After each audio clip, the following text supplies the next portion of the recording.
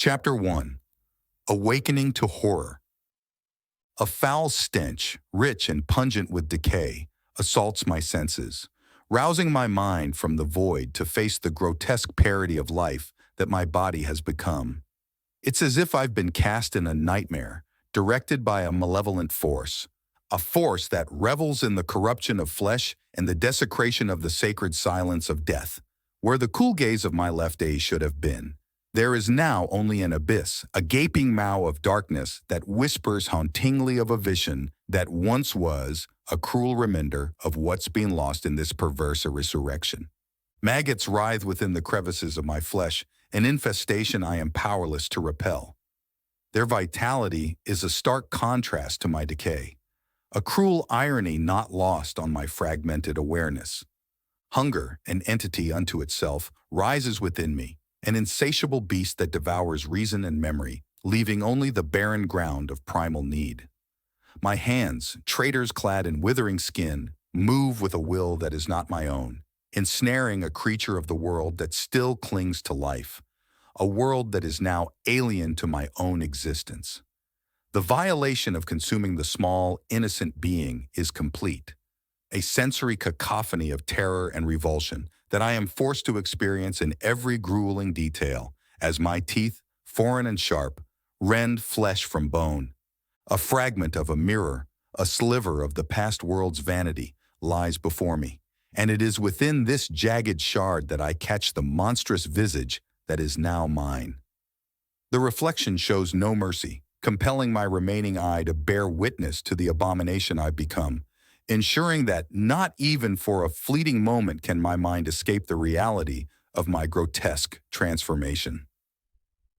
As I endure the waking hell that my existence has become, the shattered remnants of my past life cruelly puncture the veil of the present. The ghosts of a loving family, the aspirations of a career now meaningless, and the weight of moral decisions made in a world that no longer exists, all haunt me, a stark contrast to the creature that I have become. A creature that lacks the grace of control over its own vile actions. In vain, I attempt to articulate my agony, to cry out for help, to scream, but the voice that emerges is not my own.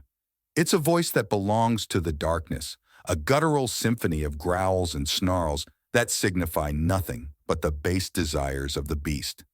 My humanity is buried under the cacophony of this new, dreadful language, adding layers of frustration and isolation to my already unbearable existence. With each hunt, the reluctant predator within me awakens, and I am acutely conscious of the terror that flickers in the eyes of the prey I stalk. Their fear is a mirror to my own internal revulsion, a reflection of the abhorrence I feel towards the life I am about to extinguish. Yet, I am powerless to alter the course of my actions, a mere spectator to the savagery that unfolds at the behest of a body I can no longer claim as my own. The story of my existence unfolds in a monotonous cycle, a hunger that claws at the edges of my consciousness, the inevitable pursuit of prey, the grim necessity of feeding, and the fleeting moments of quiet where echoes of my past life emerge, fleeting glimpses of a mind that once danced with vibrant dreams, now an observer to a tragedy it cannot escape. Despite the monstrous shell that encompasses me, my cognitive functions remain unmarred, untouched by the decay that ravages my physical form. Yet this clarity of thought is a torment all its own, for it is perpetually at odds with the instincts and compulsions of the undead creature I have unwillingly become. This duality, this ceaseless conflict between the human intellect and the monstrous form, is the truest form of torture, a mind intact, encased in a body that has become the very embodiment of horror. Chapter 2. The Hunger That Never Sleeps. Hunger has taken up residence inside me, a tenant that never sleeps, that pays its rent in constant, gnawing pain. It dictates every shambling step, pulling at the marionette strings of my decaying form, forcing my jaw to stretch wider than nature ever intended, the sinews popping like stretched rubber bands to accommodate the obscene meals that I'm driven to consume. Taste is a forgotten luxury, supplanted by the mere mechanics of consumption, a relentless drive of a body that defies demise. In the grotesque ballet of the hunt, I am a solitary performer condemned to repeat the same tragic act. Amidst this morbid dance, a peculiar chill runs through me, unlike any before, a harbinger, perhaps, of a change within my undead veins. The moon above, once indifferent, now seems to cast a foreboding glow, hinting at a new act in this macabre play, where I am both the monster and the victim. Through the fogged lens of my solitary eye, survivors appear like specters of a life that's been stolen from me. They are the embodiment of fear and hope, their eyes wide, bodies tense, ready to flee or fight.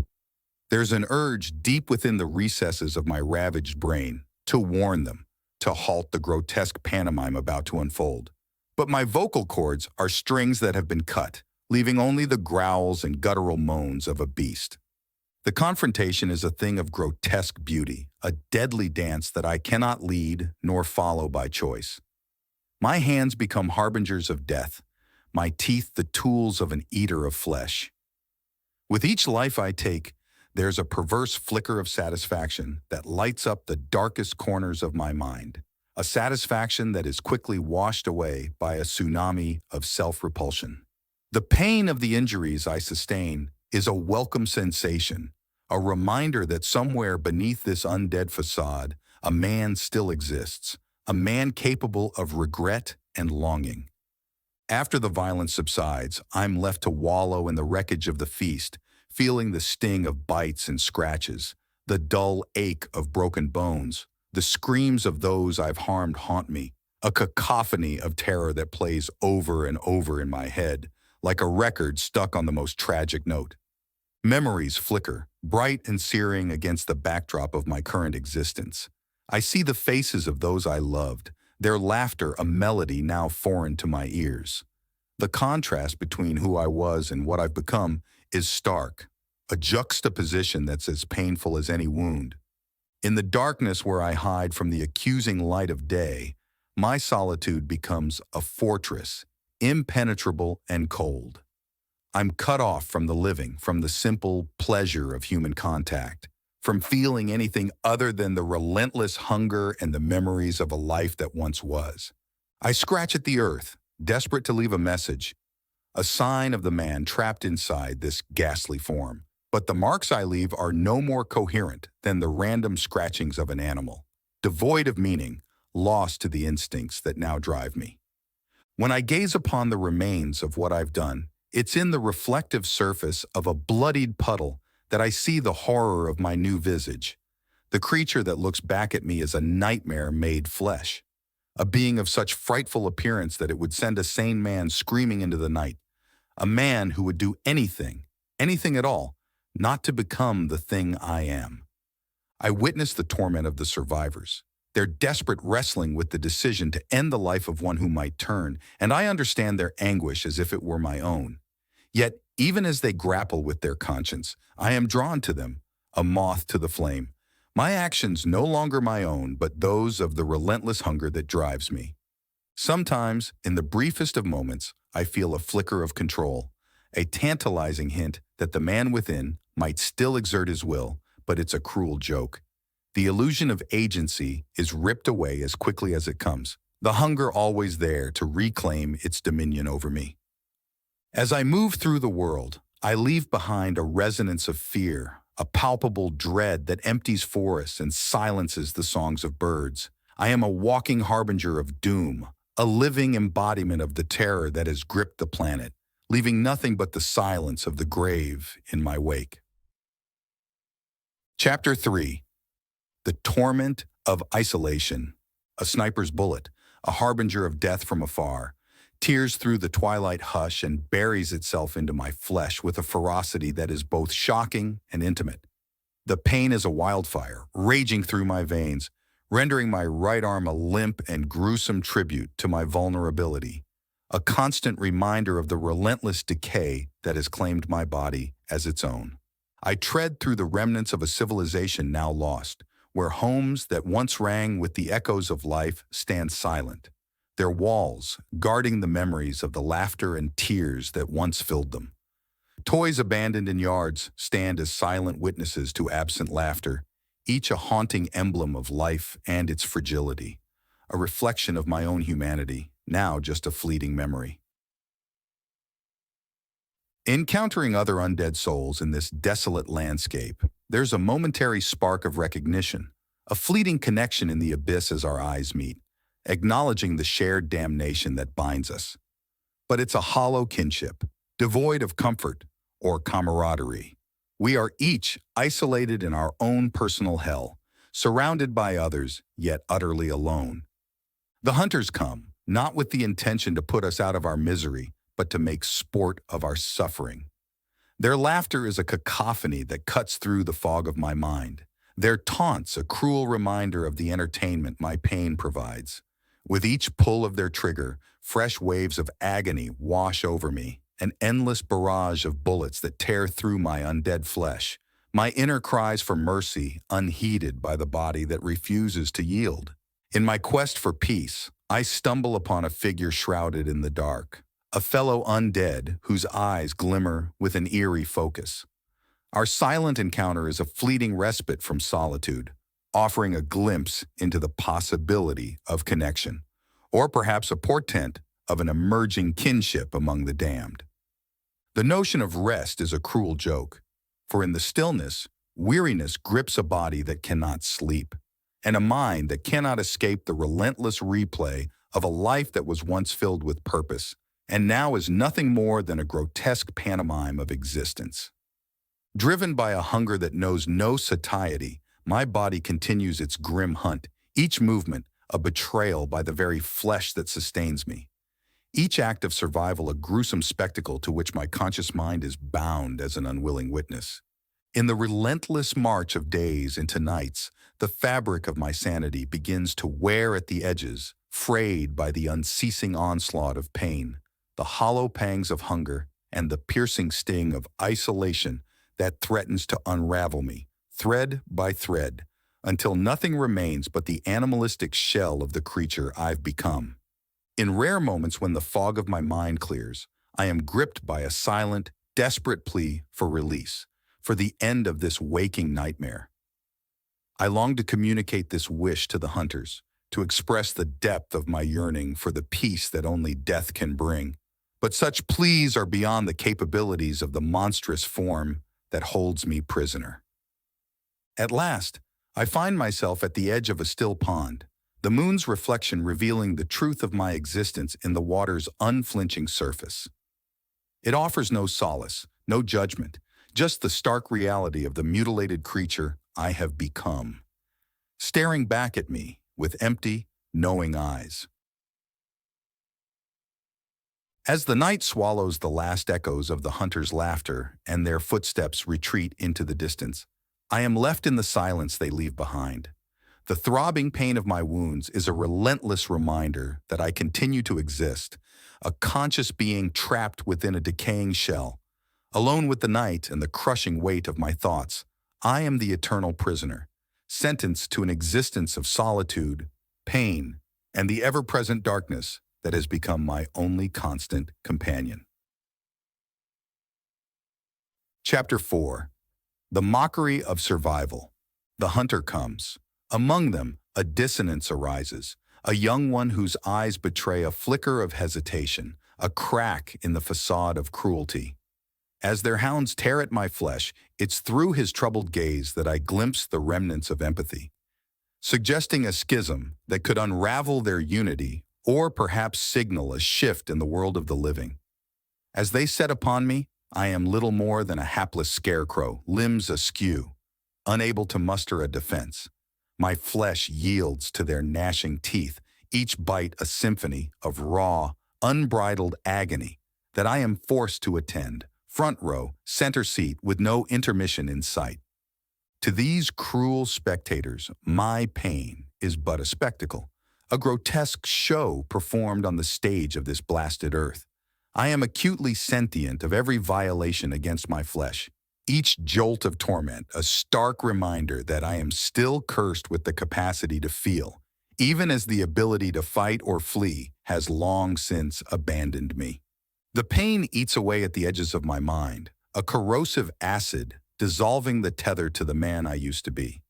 Memories of my past life, once sharp and defined, now twist and muddle, bleeding into one another like watercolors left out in the rain. The canvas of my mind becoming as unrecognizable as the reflection that stares back at me from the puddles of my own blood. Left to the whims of the hunters, I am reduced to a broken, discarded thing. The remnants of a soul left conscious within a body that has endured the unfathomable. I lie forsaken in the filth, pain, my constant consort, grasping at me with its many-fingered hands, refusing to release me into the sweet oblivion of unconsciousness.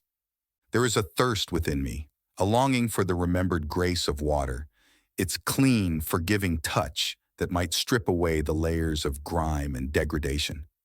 It's a fantasy, a yearning for absolution that I know is unattainable, for there is no stream pure enough to wash away the sins that have stained my skin, my soul. Amidst the din of my desolation, the song of a mockingbird pierces the gloom, a melody that seems to taunt me with its freedom and beauty, a cruel contrast to the tableau of horror in which I am ensnared.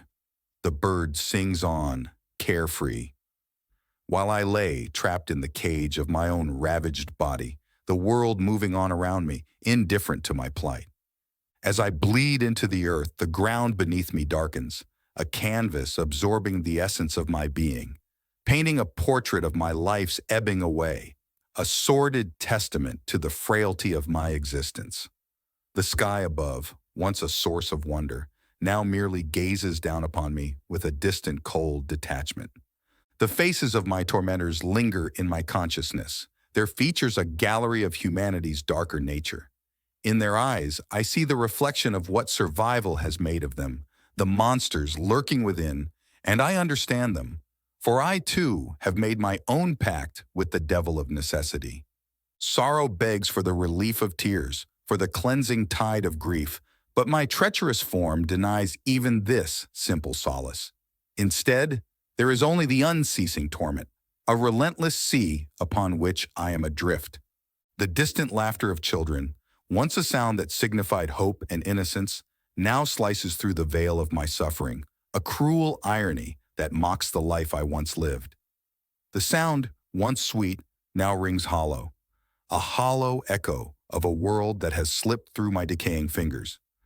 As the cloak of night settles around me, the hunters withdraw, their absence a temporary reprieve from their sadistic revelry. The coolness of the evening grants a fleeting respite, a gentle caress against the fevered pain of my wounds, a momentary pause in the cruel symphony of my existence. In these dark hours, I cling to a fragile thread of hope, the possibility of an end, a cessation to the boundless suffering that defines my days and nights. Yet as time marches inexorably on, that slender hope dims, flickering and then fading until all that remains is the stark, unyielding reality of my continued existence. An existence that is a mockery of survival, an eternal testament to the persistence of pain and the loneliness of being. Chapter 5. The Echoes of Pain. Infection rages from the dog bites, an internal conflagration that renders my flesh a banquet for disease.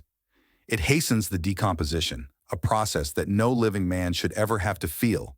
But feel it I do, as surely as the sun rises in the east and sets in the west. My wounds have become a morbid ecosystem, teeming with life that scurries and feeds within the once sacred temple of my body. I sense each squirming maggot and creeping insect as they claim dominion over my desecration, a feeling that is both invasion and betrayal, as if my very flesh has turned against me, becoming a willing participant in this horror. In the midst of the relentless pain, there is a deep and abiding longing for the sweet release of non-existence, a yearning so profound that it seems to echo in the very marrow of my bones. My mind, still sharp as a surgeon's scalpel, cuts through the fog of my suffering with a clarity that only serves to highlight the cruel irony of my situation, fully aware and fully powerless. Among the survivors who ensnare me is one who doesn't avert her gaze. Her eyes linger with a mix of fear and fascination. In her, I sense a turmoil, a conflict between revulsion and an inexplicable urge to understand. Her whispered words to her companions suggest a divergence in their intentions, a seed of change that may grow into either my doom or my deliverance. I am a reflection of their fear, a ghastly effigy left to endure the endless days and nights, all the while screaming silently behind the facade of the monster they believe me to be. The sun's rays, once a source of life and warmth, now only add to the litany of my agony. The heat is a mockery, a reminder of days when the sun on my skin meant comfort, a gentle embrace. Now it is nothing more than an added layer to the hellish tableau in which I am both the star and the captive audience. The sounds of the world carry on around me, the bird song, the rustle of leaves in the wind, the distant echoes of laughter from those who have not yet succumbed. These were once the background music to my life, but now they serve only as the score for my ongoing torment. Each note a reminder of all that I have lost and can never regain. The chains that bind me are a cold and unyielding metaphor for the greater bondage I suffer, the prison of my own body, my own mind, my own eternal consciousness. They are the physical manifestation of the inescapable truth that I am trapped, body and soul, in a perpetual purgatory from which there is no salvation. Rainwater gathers in puddles, forming makeshift mirrors that throw back the image of what I've become. I gaze into them and see the truth laid bare, a monstrosity, a thing of nightmares, a creature that no amount of wishing can transform back into the man I once was. I try to scream, to cry out with the voice of a human being, to show some sign of the intellect that remains trapped behind this decaying visage. But the sounds that escape from my throat are nothing more than the primal utterances of the undead creature they see before them, a sad pantomime of communication that falls on deaf ears. As people pass by, I watch them with eyes that have seen too much. Some regard me with pity, others with a revulsion so profound that it's almost a living thing, and a few stop and stare as if I were a car wreck on the highway, impossible to look away from. Each face that gazes upon me is a stark reminder of everything my existence once stood for and everything it has been reduced to. Sometimes hope flutters in my chest like a moth against a window pane, a desperate, fluttering thing that maybe, just maybe, recognition will come. Perhaps someone will see through the monstrous facade to the human soul beneath. But as time stretches on, hope fades, its wings tattered and torn, until all that's left is the raw and unyielding reality of my existence. The memories of who I was, of love given and received, of laughter shared, of a life lived in the full light of day, these haunt me the most. They are the ghosts that visit me in the quiet moments, taunting me with visions of a past self, a man who knew joy and sorrow, love and loss. Now nothing more than a stark and painful contrast to the cursed existence I now endure.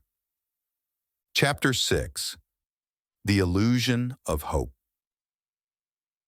The strength in my undead limbs is waning, each step more laborious than the last, and I feel the sluggishness of my movements like a thick, cold syrup slowing me down.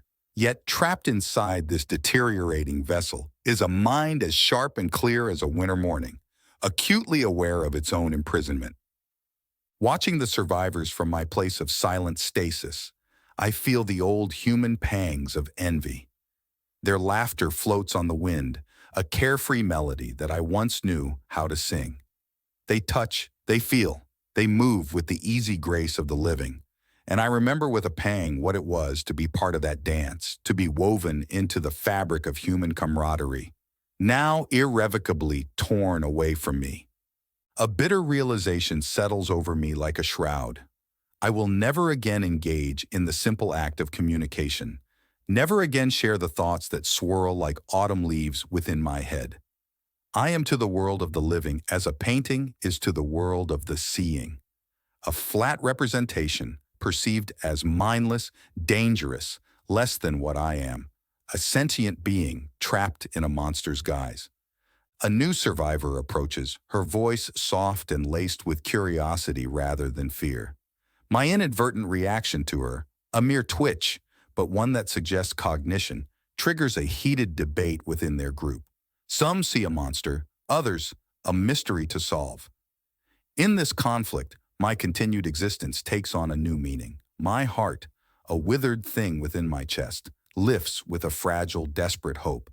But it's quickly crushed, flattened under her blind pronouncements that declare me devoid of mind, blind to the desperate intelligence within me, screaming to be recognized. I make my attempts, futile though they may be, to signal some spark of awareness. Small movements, the etching of patterns in the dirt with a faltering finger, anything that might show a trace of the person that still resides within. But my failing body betrays me, and my signals go unnoticed, lost in the void between us. The memory of taste's joy now twists into torment. Pleasure has turned perverse as I'm compelled to consume in a manner abhorrent to my very essence. The rain falls, its drops a mockery on my decomposing skin. Once a symbol of life and renewal, it now feels like a taunt, as no amount of cleansing rain can restore what I have become. Retreating into my mind, I seek solace in the memories of peaceful places, a quiet library with its scent of old books, the gentle buzz of a cafe, the comforting embrace of my bed. These memories are a balm to my tormented psyche, even as they cut me with the sharp edges of what I've lost. When night descends, it offers me a sliver of relief from the ever-present scrutiny of the living. In the comforting cloak of darkness, I am less of a spectacle, more of a shadow amongst shadows, and there is a peculiar comfort to be found in the anonymity that night affords. At times, I overhear conversations, see gestures and expressions so profoundly human that I can almost forget the grotesque form I now wear. These echoes of humanity are like flashes of light from a world that was once mine, reminders of what I was, that pierce the darkness of my existence. In my isolation, I grieve for myself, for the man who once lived with purpose and joy. It's a silent lamentation that no one will ever hear, a grief that belongs to me alone, as personal and as sharp as a knife blade.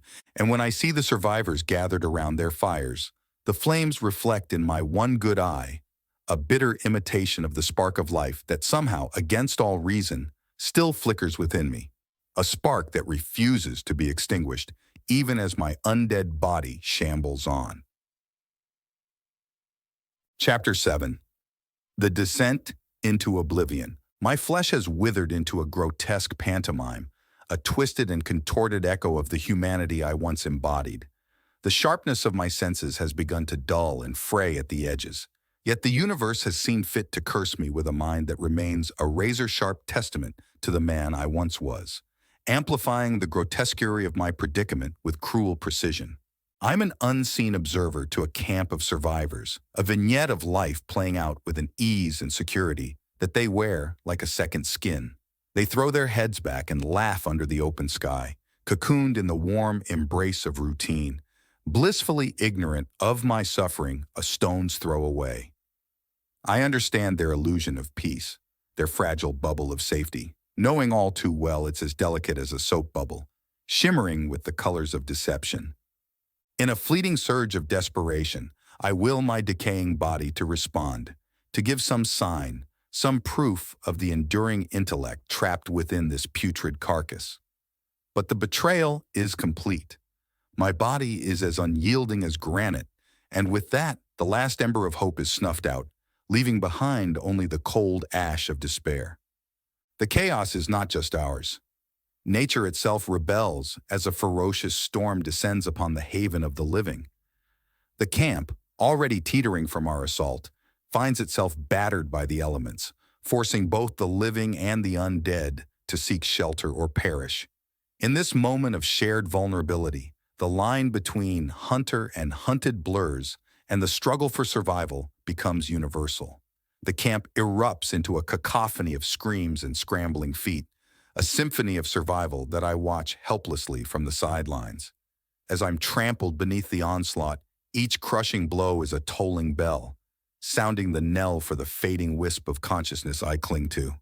In the eye of this storm, My mind becomes a sanctuary for memories that cut with the keen edge of a scalpel, each one a piercing echo of all that I've lost. These memories are a cruel comfort, a salve that soothes even as it burns, reminding me of a life filled with color and sensation, now reduced to a monochrome existence of hunger and pain. The whispering wind is a cruel carrier of the camp's lifeblood, the murmur of voices, the crackle of fires, the aroma of food, each a sensory specter that reaches me, a haunting of what was once mine to savor, now nothing more than a reminder of what I am forever barred from experiencing again.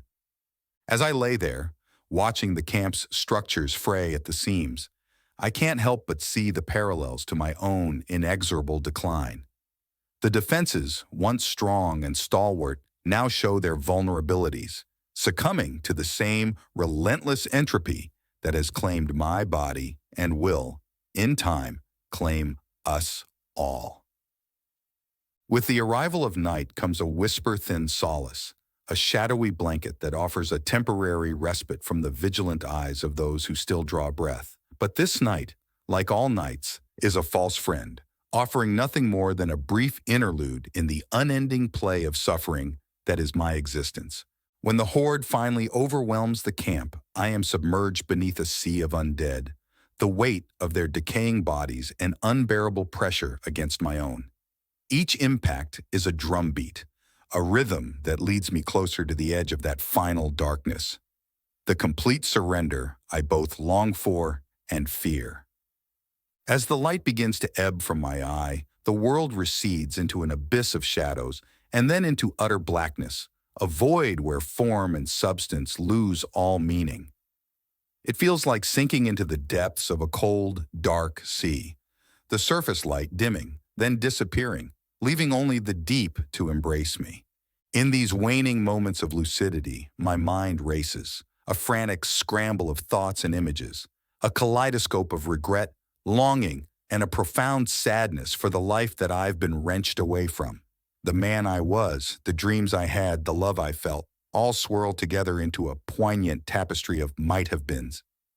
And then comes the silence, a profound and deafening void.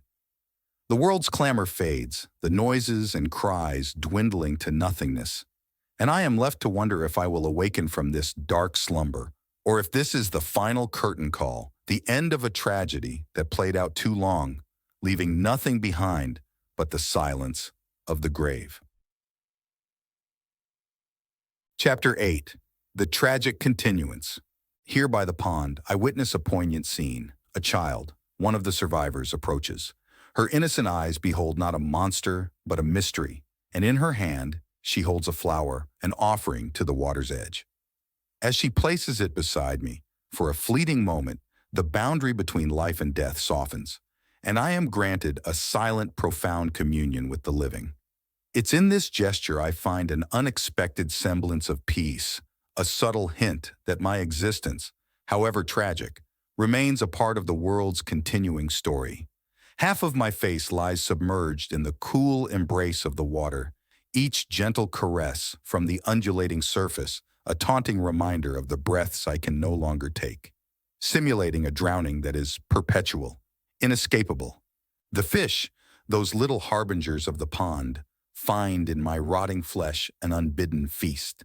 And as they nibble away with an innocent voracity, they bestow upon me the twisted gift of sustenance. Each bite they take is unwillingly received, keeping this broken body of mine in a state of cursed animation. Each gulp a tragic perpetuation of an existence I yearn to end. My mind, a sharp and unyielding fortress, remains a tormentor of the highest order, a cruel warden that ensures I am fully present for every moment of this grotesque pageantry of decay. It's the prospect of an eternal consciousness, confined within this rotting shell, that presents a torture far more insidious than any lash or rack could ever aspire to inflict. As my gaze is drawn into the water's murky depths, I am confronted not only by the monstrous parody that stares back at me, but also by the sky above, so blue, so vast, so unattainable, and the trees that sway with a freedom I once knew. It's a window to a world that continues its cycle, a world vibrant with life, a stark contrast to the stagnant purgatory from which I observe, helpless and despondent. The pond speaks its own language, a symphony of lapping waves, amphibious calls, and the rustle of reeds in the wind, a dialect of life that I am now forever barred from joining. It's a backdrop to my nightmare, a constant reminder of the living world that buzzes, chirps, and thrives just out of reach. The isolation cuts deeper than ever as I lay here, adrift in my own mind, the unending solitude amplified by the very life that surrounds me, a life that moves with a purpose and connection I can no longer partake in. The relentless succession of day into night, the caress of the sun's warmth followed by the moon's cold indifference, serves as a torturous reminder that time marches on in spite of my static existence. The world doesn't pause. It doesn't falter, even as I lay here trapped in a body that refuses to yield to the mercy of death. Silhouetted predators, visitors from the realms of air and earth, investigate my form, their fleeting shadows a whisper of danger, an echo of the wild world's unforgiving nature that I can neither confront nor escape. I am haunted by the ghosts of emotions that once colored my every day, the spectrum of feelings that made life a rich tapestry of experiences. Now I am a vessel of suffering, where the very memory of those emotions is a fresh hell, a deepening of the pain that is my only constant companion. The changing of seasons unfolds around me in a display of nature's relentless progression, and yet I am as still and unchanging as stone. The world shifts from the golden hues of autumn to the pristine silence of winter and into the hopeful bloom of spring, all witnessed but not felt, a cruel reminder of the dynamism I'm excluded from.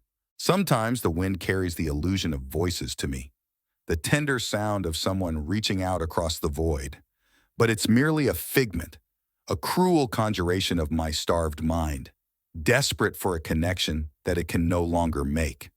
As the days stretch into months, I become nothing more than a fixture by the pond, an eternal sentinel to the passing of time, a grim monument to the world's end, and the unceasing torment of my own existence. Here I remain, a silent witness to the turning of the earth, the rising of the sun, and the endless dance of life and death that unfolds around me, indifferent to the suffering of one lost soul.